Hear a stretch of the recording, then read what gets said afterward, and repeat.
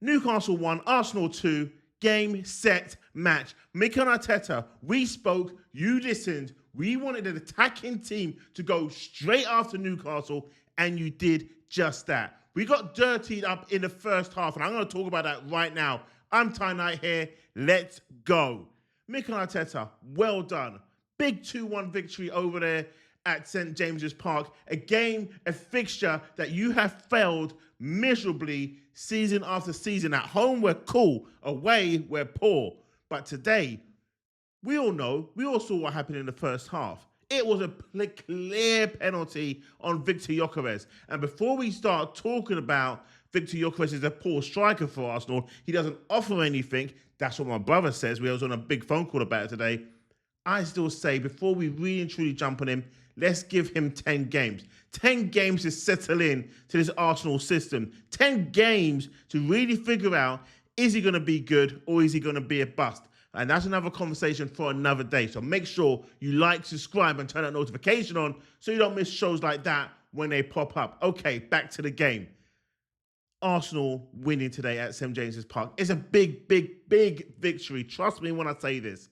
I already told you guys on Friday when I put the show out, Arsenal's visit to St. James's Park has not been great under Mikel Arteta. The last 2 games we've lost there. In the Carabao Cup, we've lost there. So the league games we have lost. Carabao Cup last season, we lost. But they had one thing over Arsenal that Arsenal didn't have. A striker, a recognised striker. But in this game, Victor Gyökeres went round, yes, Nick Pope, he took him down. Now, you could turn around and say Pope deflected the ball and away it went. And then he took down Gyökeres after that. I'm not buying that BS. I am not buying that BS. It was a clear-cut penalty. But, hey-ho, didn't happen. Rolled on, still in the first half. Newcastle get a corner from what you could turn around and say a shinny from Mascara. Yes, he didn't play the ball back well, but Arsenal still have to do one thing, to defend the damn crosses coming in. Now, the cross comes in and then, Newcastle's big-ass Buddha-tooth good striker touches Gabriel, fingertips, and Gabriel goes down like a sack of potatoes. It was embarrassing. And most of us who turn around and say that Gabriel should be the captain for Arsenal, with a performance like that, doing that, you think, hell no, you don't do that. Someone in the Arsenal changing room should have been going up to him saying, well, bro, what's all that about? It was like I try and be like a deja vu moment where a couple of seasons ago when Gabriel was pushing it back, then he was pushing it back, then you can turn around and say, maybe. But from what I saw from that one, Gabriel, hold your head in shame. It's a shambles. In the sense of Eddie Howe, he done well today. He done the best he could for the team that he has. And Newcastle were battling. Don't get me wrong. This was never going to be an easy game for Arsenal. And I said that again in my show. If you haven't liked and subscribed yet, now's your time to do so you don't miss shows when I put them together, as good as that show was. So, back to this game. Newcastle battled in the first half. They've done well. But Arsenal over-dominated them in the first half. Arsenal overplayed them in the first half. Arsenal overshot them in the first half. Arsenal created everything you wanted Arsenal to do in the first half. They were that good. Believe me, people, they were that good. Let me know your thoughts. Was Arsenal that good in the first half, or were they poor? You tell me. You be the judgment on that one. I give my thoughts. I need to know your thoughts. Still going on in the first half. Arsenal would be unlucky to go 1-0 behind.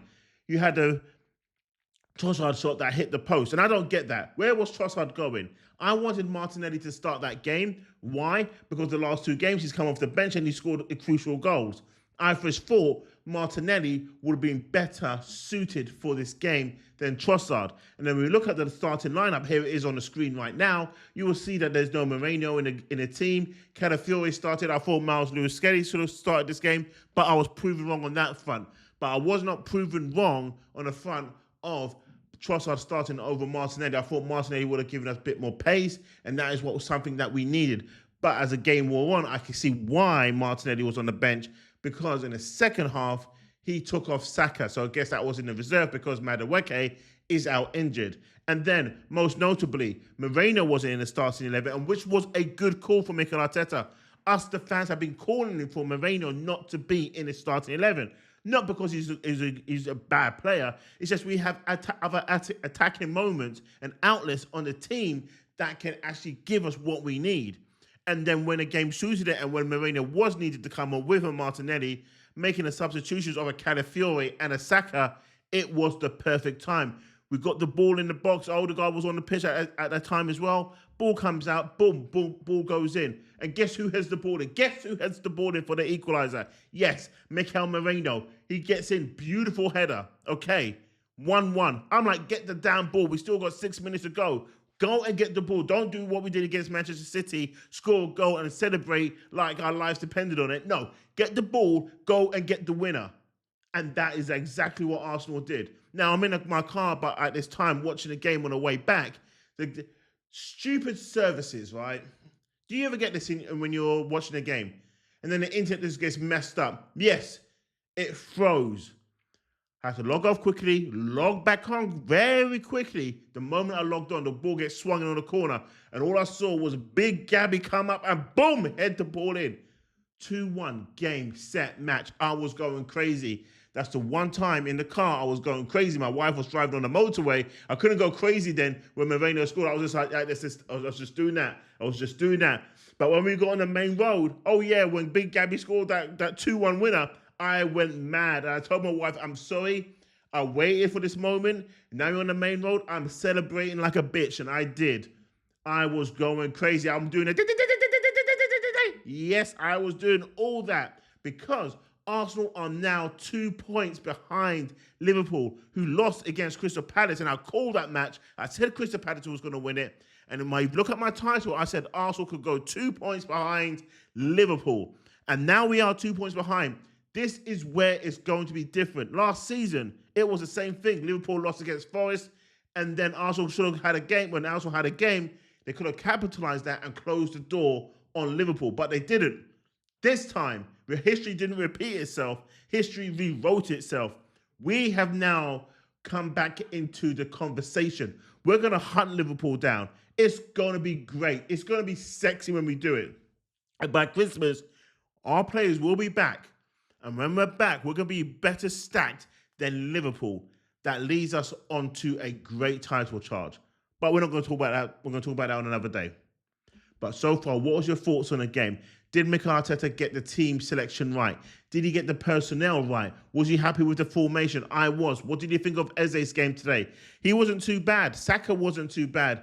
Victor Gyökeres, that's a conversation. That's going to be a different show. Again, I'm going to give him 10 games. But we do need to talk about him. We do need to talk about his style of play. And we do need to talk about, seriously, is he suited for Arsenal? Or is Arsenal suited for him? And that's a conversation. We have to be cool about it. We are going to have a barbershop series. And if you're not used to our sort of barbershops, then welcome. Join TK24 Sports. Hit that like, hit that subscribe, and hit that notification. So every time the show uploads, you will get notified. Thank you for watching. During the week, we're going to be talking much more. Arsenal play in the Champions League during the week. Then we've got the weekend game. The games come thick and fast. And we're here to help you enjoy it. Thanks for watching. Have a great day. Oh, hit that hype button before you go. Hit the hype button. It really spreads it. Thanks for watching. Goodbye.